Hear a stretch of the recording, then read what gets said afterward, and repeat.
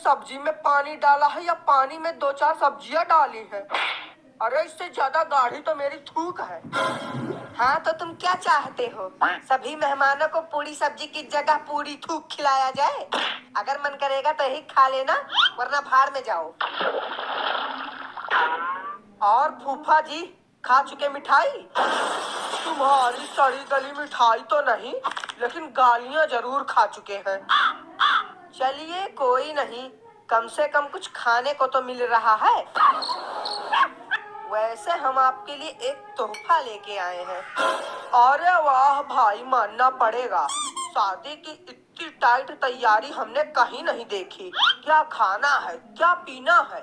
अब अगर कोई हमें पूरा दिन गालियां देना तो भी हमें कोई दिक्कत नहीं है। ये हुई ना बात।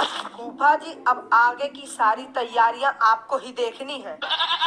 हाँ हाँ बिल्कुल, ये भी कोई कहने वाली बात है।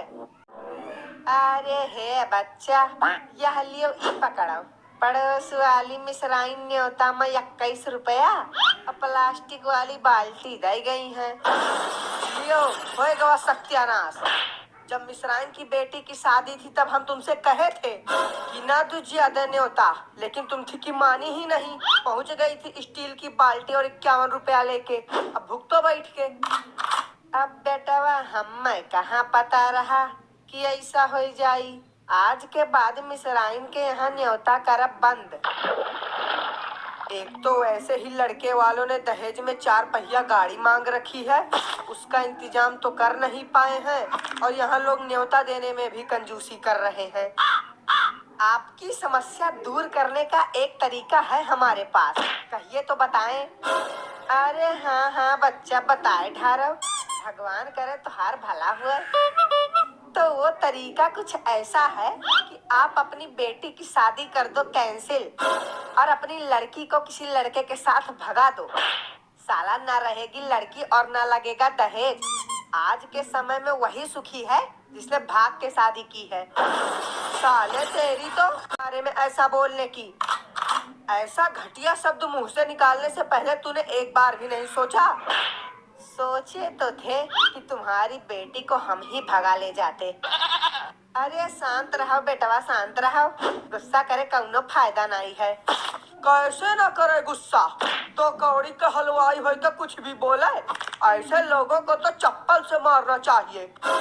आ बुढ़े आ, मार ले मुझे, लेकिन याद रखना तेरी हड्डियों का सूप बना के बारातियों को पिला दूंगा। मैं भी इस बोतल की कसम खा के कहता हूँ, आज तू जैसे नीच हलवाई का हलवा न बना दिया तो मेरा नाम जमालू कुमार जटाधारी नहीं। भाग गया भगोड़ा साला। अरे अब ब्याह के तमाशा न बनाओ, चुपचाप सब लोग अपन अपन काम देखत जाओ। तब तक हम बिटिया से मिलकर आई थे। जब अभी से ये हाल है तब फिर बारातियों के आने पर क्या होगा? अरे तुम टेंशन मत लो, जब तक तुम्हारा फूफा जिंदा है ना, तब तक तुम्हें टेंशन लेने की कोई जरूरत नहीं है। बज चुके हैं, बारात भी आने वाली होगी, लेकिन हालत ऐसी हो रखी है कि सबको बता दे तो इज्जत उतर जाएगी, और ना बताए तो भी इज्जत उतर जाएगी। अब का कैसा का जाता है, करम फूटा रहा हम सब का। जो ये है हलवाई का बुलावा के खाना बनावे खातिर। अब पछताने से क्या फायदा, सारी इज्जत का हलवा बन गया। सारी की सारी गलती तुम्हारे इस लड़के की है। क्या जरूरत थी हलवाई पे चिल्लाने की? अरे फूफा जी, इसमें हमारी गलती क्या है? और चलिए माना कि हमने हलवाई पर चिल्लाया था, लेकिन आप तो उसे मारने के लिए दौड़ पड़े थे। मिलवा दिए सारा इज्जत पानी में, भाग गया हलवाई दुल्हन लेकर। मेरी ही गलती थी जो आपको बुला लिया शादी में।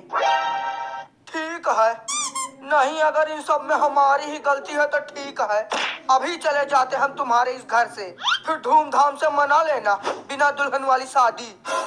साला खुद के बेटे बेटियों को तमीज सिखा नहीं पाएंगे और गलती देंगे दूसरों की।